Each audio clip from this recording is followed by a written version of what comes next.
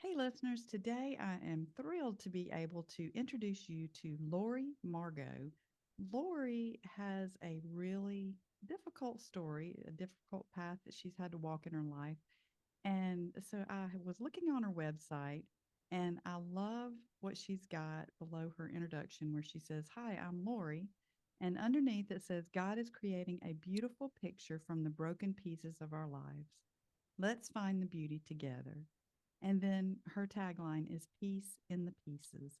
And Lori, I just love that. I don't know how you came up with all of that, but I thought that was a beautiful way for people to kind of know that you have really had a difficult journey in your life, a lot of actually difficult journeys in your life. So, can you just welcome to the podcast and just share Thank you. a little introduction about who you are and just let us get to know you a little bit better? Yeah, thank you, Carol, for having me. Pieces of my life. Yeah, God has been faithful through all of them. But I'm Lori, and I live on the central coast of California. In fact, it's beautiful here. I'm in between Santa Cruz, California, and Monterey. Just gorgeous, gorgeous. I've been married, it's going to be 40 years this summer. It just does not seem real or possible. And we have three kids, and my oldest is almost 28. That's my daughter Jessica, and then my son Corey, who's in the military. He's 24, and my youngest daughter is Olivia, high school senior. And so we're going through all those making decisions that fun senior year. And I have twin grandbabies who are 17 months old, and another little girl, Eloise Clementine, who will be born in April to my son and his wife. That is So life is full, life is busy, and it's amazing. that is exciting. I know we're expecting our third grandbaby, and they are so much fun. I love it. They're so much fun. So much fun. So, to get ready for this episode, I was listening to you on another podcast. And Mhm. one of the things that you said in that podcast, it struck me so much that I said, I'm going to have to like print this up and frame it and put it somewhere where I see it every day because I thought it was such a great quote. But it is faith is the refusal to panic. So, Mhm. can you just share a little bit where that came from? I first heard that from Dennis Rainey on Family Life Today years ago, Uh huh. and it just stuck with me. And then as I've gone through some different cancer diagnosis and getting kids through high school and the crazy that comes with that, I have printed that out. I have it all through my Tracking God journal. I'll write down a prayer concern that I have, and I'll just frame it with faith is the refusal to panic. And that podcast you're referring to, I was sharing about my high school daughter who's currently just navigating the culture of getting through high school. It's so different than even when my son went through. So up and down her Tracking God pages, faith is the refusal to panic. And I'm somebody, I call myself a faith coach, but really I have struggled so much staying in a place of faith through difficult times. So that's a line that I coach myself with is like, Lori, God has been so faithful through so many challenges in your life. Just stay close to Him. Those verses in James 4, draw close to God, come close to God, and He will come close to you. And that's tracking God, and that's staying in a place of faith where naturally I would just like to control these situations and get all my ducks in a row and not have these things going what feels like off the grid sometimes. But God is so faithful, and so that's my self coaching to myself in those moments of panic. Stay the course, eyes on Jesus. That's really good. I hope I'll remember that, especially the next time I start to panic. Yeah. So let's go back to, and I don't know if you had any, how your growing up life was, but I know that your mom died of cancer when you were 22. Is that right? That's right. That's And right. And I she know was only 46. She was very young. that is so young. And I know that had a profound impact on your life. So, can you Hmm. share from the perspective of a 22-year-old? Because a lot of times, a lot of my listeners they have older children and they start to feel like they are not important anymore, that their kids don't need them. And yet, I think that's when your kids need you so, so, so much more than maybe all of the years before. And the Yes. case with my daughter and even my son, it seemed to be the case. Yeah. Yeah. That journey caught us so by surprise. She was 44 when she was diagnosed with breast cancer, and I was still, I was I was in college. We were walking through this. I had just gotten engaged. In fact, at my wedding, she was in between. Just she had come through so much surgeries. I mean, blood transfusions. She had a hard road, and she had just gotten better. We had this little window, and like, okay, my mom is still with me, and she was able to be at my wedding and looking good. Mm. And it was about 2 months after my wedding that the breast cancer came back in her lungs, Oh, and that brought on chemo. And back then, I mean, this has been over 35 years ago now. Chemo was such a rough regiment. mm, And I can remember her saying to me, if I had it to do over again, I would not have gone through chemo, and just the suffering. And so now, I'm newly married, starting this new life, and just wanting to have these conversations with my mom, and she just doesn't feel well. yeah. I can remember walking in, it was in the summer, and it was my mom and dad's 28th anniversary. I remember walking in the house, and she was laying on the couch and my dad was in his chair, and there's just like this somber feeling in the air. And they said, "Yeah, it's our anniversary and we're realizing it's probably going to be our last one together." And that was it was just hard. And she did pass away 3 months after that. And at that time, I graduated college. She wasn't able to go. She did the best she could to have people over afterwards for a little party. And I started teaching sixth grade. It was my first year as a teacher.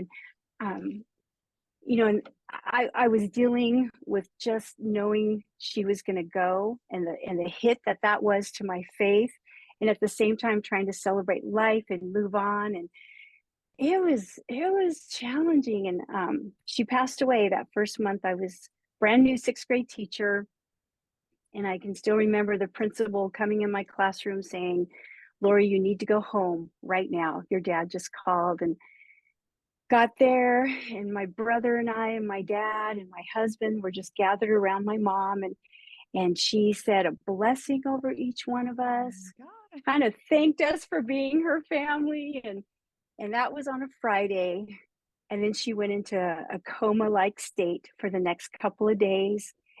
And, that Sunday, a couple of days after that, goodbye. She never came to again. But that Sunday morning, all of a sudden, as we're gathered around her bed, her eyes flew open, her hands went straight up, and she just said, "Jesus, Jesus." And we just sat there knowing that she was about to go and be with Jesus. She was, I don't know if she was seeing a vision of heaven, but the Holy Spirit in that room was so thick and present. You just couldn't deny that while this was really, really hard, God was really, really present and walking through it with us. And sure enough, that next morning, she quietly passed away. And um, it was a hit to my faith.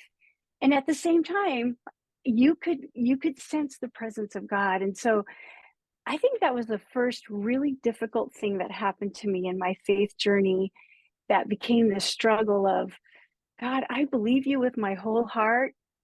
And God, this is really, really hard. And I need some assurance that you are with me. So that's kind of the big story. You can ask me anything, anywhere in that journey that you'd like. I love sharing about my mom.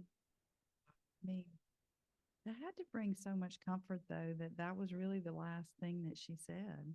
Jesus. Hmm. I mean, Hmm. that gives you so much comfort, and he does, because I lost my dad from COVID in 2020, Oh and my. it was I did get mad. I got mad at God, but also when we were going through it, it was like my mom said, the Bible promises that he'll give peace beyond all understanding. And he does. It's so, Hmm. it's, it's such a tension, I guess, because you're so upset and hurt, and yet there's this peace that's still There is this maintained. peace. Yeah. What I did right after that is I took my Bible and I would just spend time reading it. And I still have that Bible. Just anytime the phrase unfailing love was mentioned, especially in the book of Psalms, I would underline it. And it's like, God, I just need to know your love never fails, even in the difficult times. And that's how I encourage my faith walking through that. And the other thing about my mom, and talk about a hard life. She had been through it, just abuse, neglect. She was on her own at age 15, actually moved into an apartment with her friend. And then God found her at age 17 and radically changed her life. And then I watched her as a young adult. It was in her late 30s, just before her cancer diagnosis, where she reconnected with her mom, who had been an alcoholic, very abusive, especially neglected her. But my mom, we began going over there, and my brother and I just watched her model this forgiveness in action. And I mean, it wasn't easy, it was a process, it didn't happen right away. But her late 30s, she found a way to forgive her mom, and just we would go over and she would do my grandma's laundry in this filthy, filthy house. It was just crazy. So that left such, you talk about legacy and leaving a legacy, that left such an impact on my life that reaching out to difficult people can be hard, and there can be blessing, and God gives you grace to keep taking that next step by faith. And it brought such a healing to my mom's life and modeled so much for my brother and I to just watch her love an unlovable person. You know, Um, so many times when you talk about legacy and you talk about, a lot of times there's a cycle, of, mhm. I mean, your mom was abused and abandoned. And, but so many times that cycle repeats itself over and over again. And I know you said your mom found Jesus, but it's still hard to overcome things like that from your past. So how do you think, I mean, I know, you only walked with her for 22 years, but Yeah, how yeah. do you think your mom was able to get past that and move past that? I'm sure, she had to have some anger towards her mother to, I mean, like you said, she had to forgive her. How do you think she was able to get past that? It was Jesus. And it was my dad. My dad was 14 years older than my mom, and they Wow. married when she was 18. So I feel like he discipled her, and he came from such a lineage of faith, and he just loved her how she was. And I will say she struggled with some depression, and I think that's how that past would catch up with her. And she would just have moments where she would go to bed for a day or two, and then she'd be back. But it was her faith. And specifically at age 40, I saw something change in her. She went through some discipleship training. She got this new confidence. She started selling Mary Kay, which was crazy. My mom was very shy, but it was part of God's work in her life. And that's why when God took her at such a young age, I'm like, man, she just got to this point of such healing and wholeness, and she's reaching out to others. That it was hard to reconcile that, because I did see a new person in my life. But it was God. The only way she was where she was her faith in God, and I was privileged to see her grow in that through my 22 years of life with her. Wow. That's, I guess we all have questions when we get to heaven, and maybe they'll be answered once we get there. I don't Yeah. know. But, you know, we all have questions that we Yeah. can't reconcile. We can't figure Hmm. because, I want to find the answer. I want to know, okay, if you can give me a reason, then maybe I can accept it better. But God doesn't always give us a reason. So Yeah, that's and my brother, when we lost my mom, he said to me, we were having these hard conversations, and he said, Lori, well, if you're going to believe the Bible, you got to believe the whole Bible. And that Romans 8:28, God has a plan. He works all things for good. Doesn't mean this is good, but he will bring good from it. And that helped me it's a walk of faith. mm, And I trust God with all our days are numbered. So I trust him with my mom, and I trust him with my life. Our days are numbered, and eyes on Jesus at all times. Mm, yeah. So now let's talk about your journey of going through cancer and how old were you? How tell us about that experience. Yeah. Well, the crazy thing was, I got a diagnosis. I was 44 years old, and that was the exact same age my mom was when she got Mm, her diagnosis. Now, she had breast cancer, and my first cancer diagnosis was uterine cancer. And I wrestled with thoughts of, am I going to only have 2 more years like my mom? Um, and it was fear versus faith on a daily basis, because I was a mom, and I wanted to live, and I just had seen up close and personal what cancer can do to somebody, and so it became this whole intense journey of, God, I'll go if you'll go with me through this, I'll go. But you've got to hold me up the whole way through, because cancer is terrifying to me. It's so in my family. I've lost so many aunts and uncles to it. And so the fact that I'm on this journey, God, you're going to have to walk with me. But I did. I said it over and over. If you'll go with me through this, I will go by faith. Um, and so, yeah, many surgeries, 4 surgeries, internal radiation. I even had what they call brachytherapy, external radiation, which was the worst part of it all, and then chemotherapy. And it was a 2-year journey, and God healed me. I mean, we went the whole way around the barn to get that healing, but I made it through, and I'm doing well. They watched me like crazy. I ended up going from uterine cancer to having some colon cancer.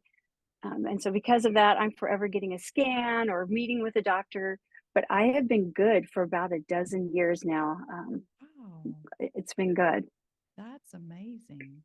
So I have to ask, just because, this it's mostly women that listen to this podcast.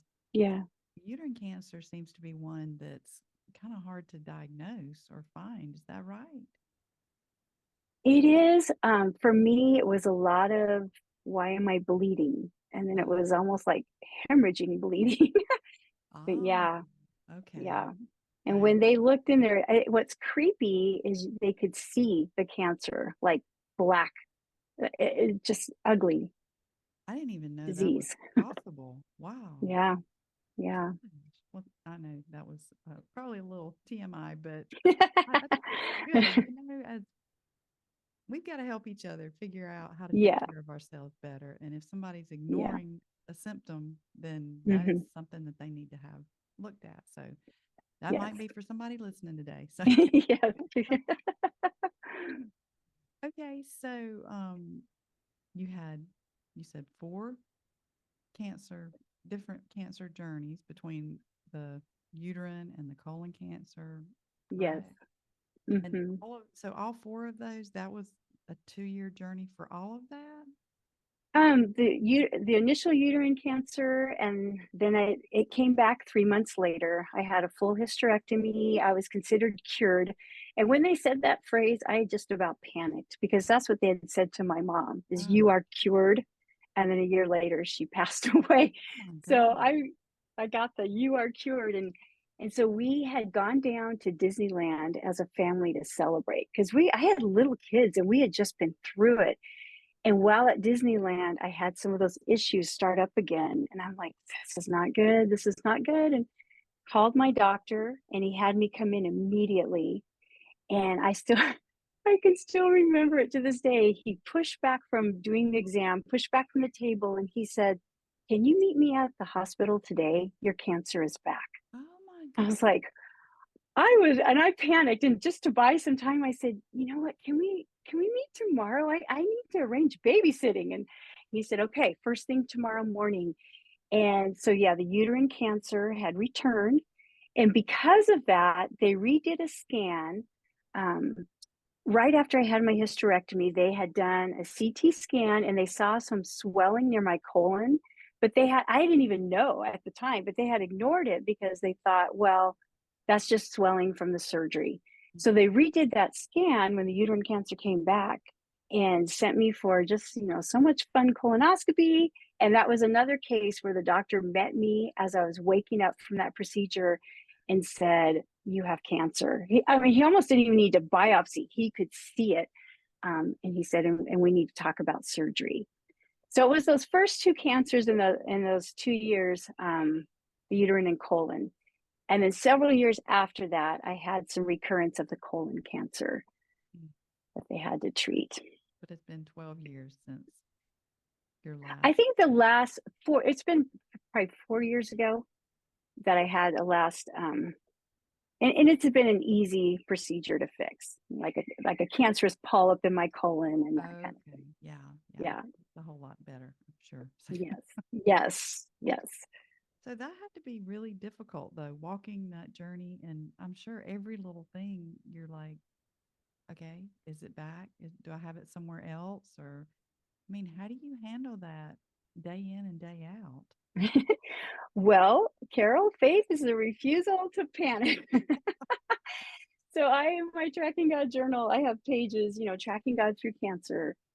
Faith is the refusal to panic. So yeah, a few years ago when I got another, like, this is coming back cancer. Um, I do. In fact, I just posted a blog post when I got a call a couple years ago that they thought they had found cancer. And that time, God miraculously healed me. I was all set for surgery and they wheeled me into the room, and that was the last I knew. And I'm waking up in recovery. And I asked the nurse, because the doctor had said to me he was going to do this clip procedure on my colon. And he said, if I can't get it in one clip where the cancer is, then I'm not going to do the procedure. And we're going to talk about removing your colon. I was freaked out. So when I'm waking up in recovery, I say to the nurse, was he able to get it in one clip? And she said, no.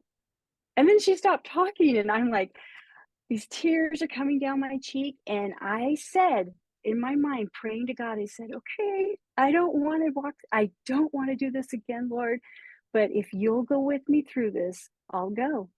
And I just, had that moment of panic and then surrender. And my turnaround time is so much quicker these days because I've worked on my faith, just staying close to God.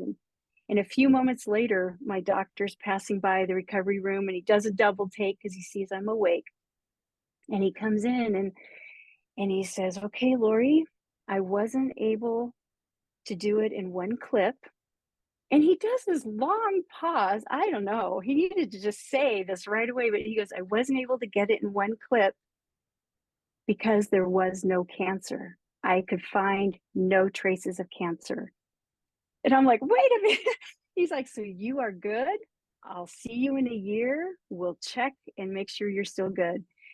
So it was just, I feel like God was just smiling down on me because after going, like I said, all the way around the barn through surgeries and chemo and radiation, this time I got one of those instant healings that you don't hear very much about. And it was just like God's favor and love on me. Like, you don't need to be afraid. I got you. No matter where I'm leading you, I've got you. And so that was just that was a fun cancer story because God did a surprise miracle in my life. That's awesome. So, as you've been talking, you have been mentioning tracking God, tracking God, tracking God. So, what does that mean, tracking God? Because I've struggled, again, I love God with my whole heart, and I've struggled to stay in a place of faith. Um, I started what I call tracking God, and that actually, the origin story for using that phrase came out of my dad, who was in his early 90s. He got a cancer diagnosis, and he ended up passing away. And he had had a great life. I mean, my dad was amazing, such a man of faith. But when he passed away, I, people are offering their comfort and different things. And I kept saying, oh, yeah, God has really been with us. Oh, yeah, God's with us. And then I had this moment of, you know what? Yeah, he was 92, but this is hard. And it is such a loss. And God, have you really been with me? And I sat down, I took out a piece of paper, and I just said, God, I want to track you in this journey. I don't want to just say you're with me and, oh, God, so He's got us. I don't want to just say that like a Christian cliche anymore. I want to know that I know that I know. And so I sat down, and within minutes, I had 33 ways I could say that was a God moment. God, you were with me. And so I began using that phrase, tracking God. And women love it because it's a mindset shift. No matter what you're going through, just track God. Where are you seeing God? And when I do that, I'm encouraging myself with little glimpses of God and faith encouragement that keeps me with my eyes on Him no matter what. So yeah, that in a nutshell, that's tracking God. I love that. And so I'm wondering, have you seen that in the Bible? Like, do you see tracking God in the Bible? Yeah, and two specific places that I go back to, and that the first is the story of Hagar, where Sarah has sent her away out of jealousy because she's expecting a baby and Sarah's not, and Sarah, Hagar ends up by a spring, and she's desperate, and the angel of the Lord meets her there and speaks words of blessing and hope over her, and sends her back. And Hagar says, I have now seen the one who sees me. And that's tracking God. A lot of times I'll end a tracking God session with these women, and we just say, God, I know you see me, and I want you to know I see you.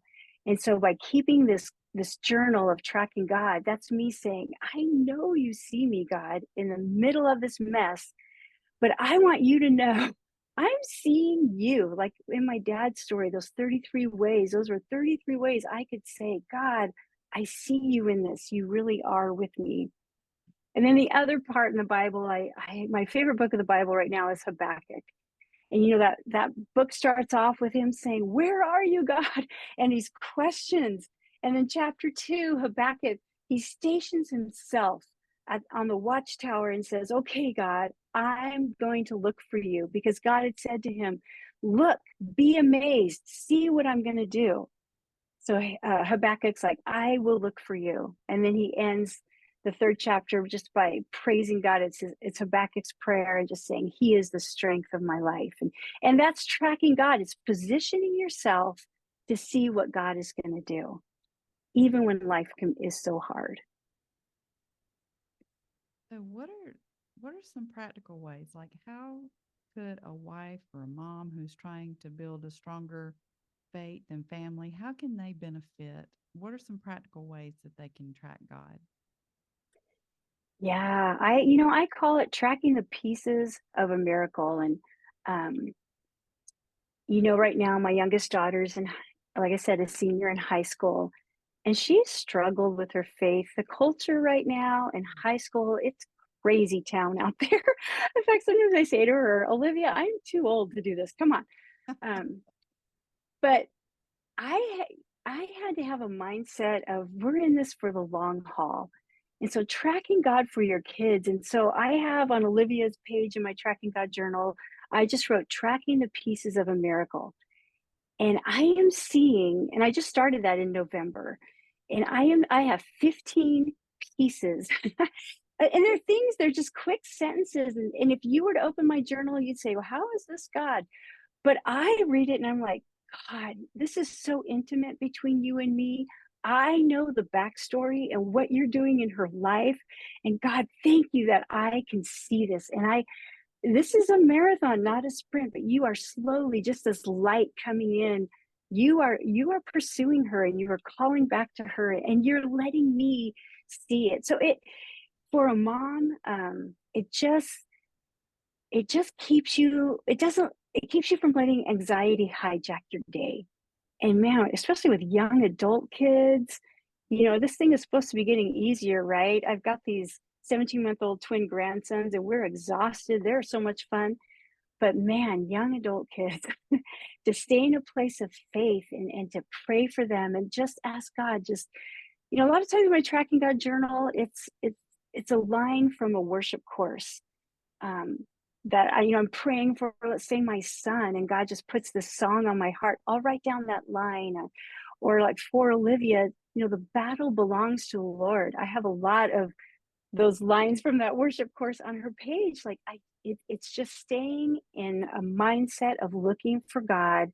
And again, not panicking. Faith is a refusal to panic, and just believing God that He's working in their lives.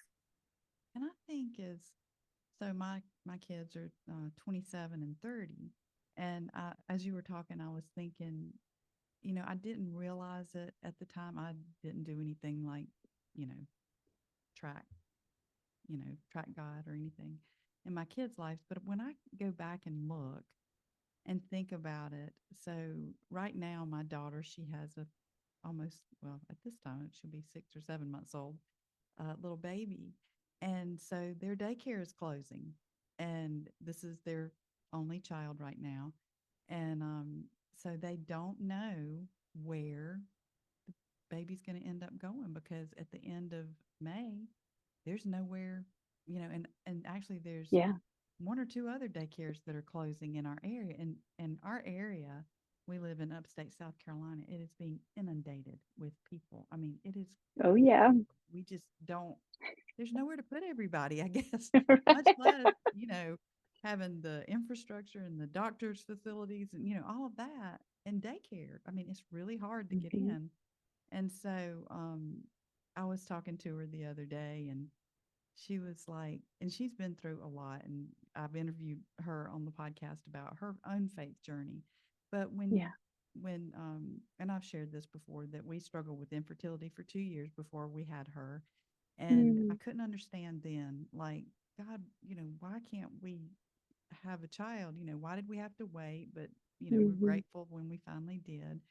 But then when she was in middle school, she started at, the local middle school. And I didn't want her to go to that school, but she was adamant. She's very strong willed. She wanted to go.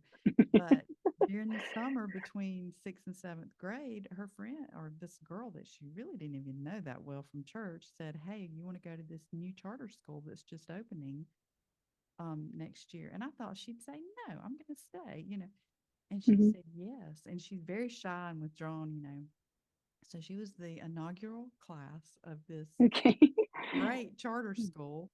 And then for high school, they started a charter high school. And she ended up being in the original class of that high school. And I Mm. saw how God changed her, because Mhm. it was in middle school, you separated the boys and the girls, they weren't in the class together. And Mm. then in high school, it was very academic driven and all of this. I say all that to say, God, he he knew what she needed, and he knew that if she would have been born 2 years earlier, she would have not been able to have the opportunity to go Oh. there. Oh. And so I love that. when I was talking to my daughter about, I said, "Are you concerned?" Because my granddaughter's name is Elle, and I said, "Where's Elle going to go?" And because we're going to keep them, she's got different people that are going to be keeping her and my grandson, because they both go to the same daycare right now. Mhm. And I said, "What are you going to do at the end of July?" And she said, "You know what? God's taking care of me. He's provided what I needed. And so he's going to provide for Elle just like he Mhm. did me. And I trust him." And I was Mhm. like, that's pretty awesome. She Mhm. can look back on her life. So I think even as moms of adult children, we Yeah. can look back on our kids' lives and see where God worked over and over. Yeah. That's a tracking God moment right there. Yeah. And sometimes a lot of women who are on my email list and different things, they might not necessarily keep a tracking God journal, but again, they love that phrase, tracking God, because they're sharing stories like that. You just have that moment. And I just have to say, I didn't realize you were in South Carolina.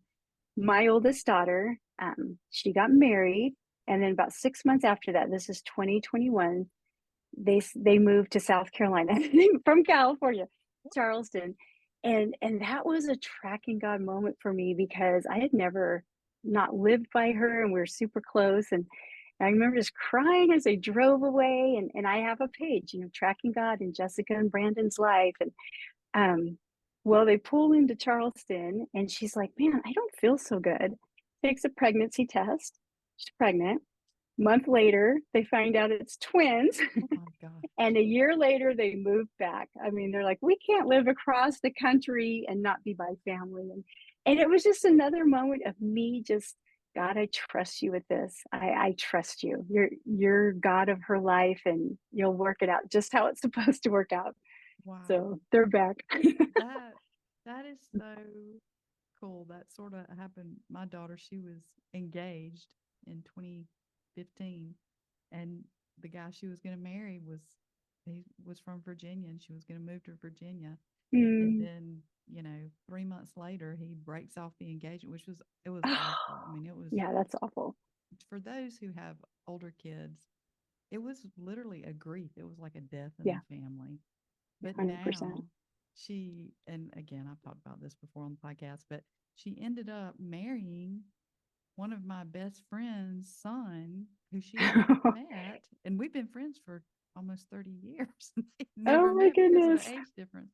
How fun. Yeah, and now we share a grandbaby. And so it's so much fun. It's so much fun. So fun. But Oh, I man. love you can look back and you can say, God was there. And even stories about my son as well. I mean, I don't want Mhm. to just think everything's about my daughter, but he struggled with ADD and school and academics, and God just provided over and over again and helped Mhm. him through that. And anyway, we could go off on a whole tangent, but Yeah. just don't want anybody to think I'm leaving my son out. But yeah, I see God tracking in his life too. That's So, right. so I have to ask though, because I know a Yeah. lot of people probably when you say that, they're like, "Oh my gosh, I hate to journal. I'm not gonna sit down and write anything down about that." But so, what would you say to somebody who said, "I don't want to journal"? Well, you know what? I'm not a journaler either. And that's why tracking God works for me. Like when I said those 33 ways I could see God was with us when in the loss of my dad, those are 33 sentences. Um, Tracking it in my daughter Olivia's life, tracking the pieces of a miracle, those are just quick sentences. Or I'll write a quick verse, or like the faith is a refusal to panic. All right. It's I'm not someone who sits down and processes on paper. I do have people in the Tracking God community who are like that, but most are like me where you just want to have the date and a quick sentence about it. And it's pretty neat to look back. And, again, as we're in the senior year for Olivia, I can look back at things I wrote her freshman year and how I felt, just a quick line of like, this is hard, or I'm not going to make it. And here we are. God's done such a work in her life. Her senior year, just as a side note, she and I, and anything I share, I have her permission to share, but I'm like, Olivia, this is like a year of joy. And she goes, it really is. It really and we would not have said that freshman year. So yeah, I'm not a journaler. It's quick notes of what God is doing. And so many times because life moves so fast, and you forget things. Even thankfully, I have blogged and I've written about Yeah, things, and it kind of like it's a journal for me because I don't journal yeah, daily or anything like yeah. that. But I'll go back and I'll read something that I wrote in a blog post 10 years ago, and I'll say, I forgot all about that. God did that. I Mhm, totally forgot. mhm. And the thing about it being on my blog is it is dated. So I know, you know, when Yeah, I had that. So yeah. You're tracking God. yeah, tracking God. So I think that is really an amazing thing. So when you talk about tracking God, and I think you said you have a community and maybe resources. So can you talk about like how you help women do that? Yeah, so I teach a course. It's called Tracking God 101, and it's a 4-week course. It's a lot of faith encouragement, and I give some of the how-tos, how to set up a journal. I mean, it's pretty open-ended. I share, like, these are the gel pens I use, and I am so not artistic.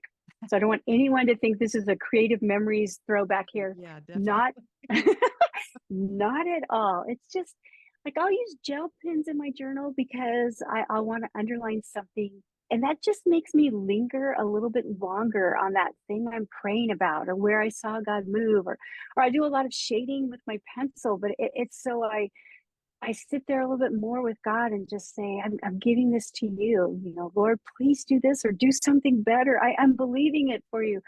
Um, so I do teach those courses. I have, it's like small group coaching. We've been calling it the Tracking God Mastermind. I think I have my last group. We just finished one. We had like 8 ladies, and we meet. Sometimes I do it twice a month, sometimes once a month, and we just talk about what God's doing in our life. And I always give a quick devotional and then some tracking tips. And my email list is the best way to connect with me. In fact, I have a quiz. It's called what does your faith really need right now? And it's a 2-minute quiz, and it'll set you in a certain email sequence depending on your results.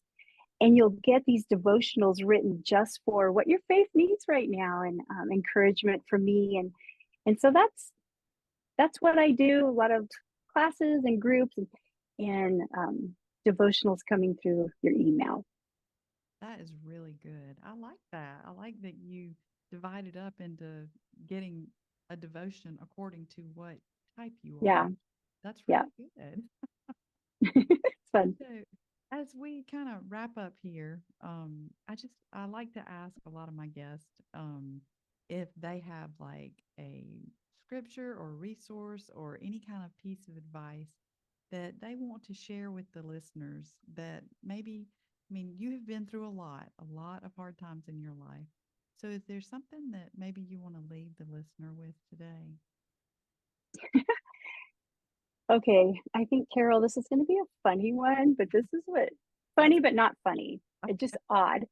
This is what's coming to mind, because I can still remember being in the kitchen with my mom when she told me her initial diagnosis.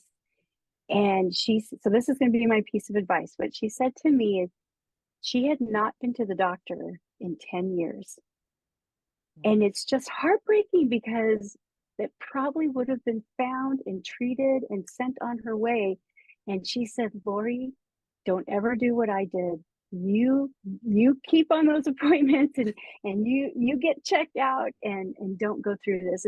And so I don't know if that's an odd one, but that's what, just with talking so much about my mom today, is just do what you need to do to make sure you're okay. Yeah, I listen. I shared with you before that, I they found my breast cancer. It was a routine yearly mammogram. And I've had women say, "Oh, I've never had a mammogram," and be in their 50s. And Yeah. I'm like, please, please take care of yourself for, Hmm. if not for you, for your family, for your loved ones. Yeah, and I mean, I miss my mom. She's missed, this is where I'll cry, but she's missed meeting my kids. She doesn't know my grandkids. It's been a big loss, and we talked a little bit about this, but man, our adult kids need us. They need us moms. They need our encouragement. They need us to be praying. They need us to be tracking God for them, and praying over them and just coming alongside them and being a support. And so yeah, I've missed that in my life for sure. So if you're out there and you're listening and you think your kids don't need you anymore, you are wrong. Even if they say they don't want to have anything to do with you, they really, really do. They do. I hope this is an encouragement to a mother that's really feeling low about their relationship with their kids and how it is sad when your kids, you've you launched 2 kids, so now you're about ready to launch your third one, but it's hard. It's hard to Mhm. let your kids go empty nest. It is a real thing. It is a Yes, difficult season. It really is. it's But really hard. the thing that is such a blessing is when they come back to you and they want your advice. And, right now they may not want it, but eventually, hopefully, if you have built a relationship with that child, they will want you in their life and they will want Hmm. to hear from you and have your input Yes, and to yes, babysit their kids. yes, 100%. So, Lori, it has been great having you on the podcast and tell the listeners where all they can find you. Man, the number one place I'd want to send them is to lorimargo.com/quiz. It's just Okay. a 2-minute quiz. I know it will encourage them. My readers are saying, thank you. The results were spot on, all of that. So that'd be a great place. I'm on Instagram. I'm gonna look up Lori Margo, and a little bit on Facebook. Okay. All right. Well, when we get off, I'm going to do that quiz since it's only a 2-minute quiz. I want to see Yay! where I'm going. I love it. Well, it's been great to have you, Lori. And I Thank just you. pray God's blessings over you. I pray for good health for you and Thank just you. lots and lots of happiness for you and your family in the future. Thank you so much.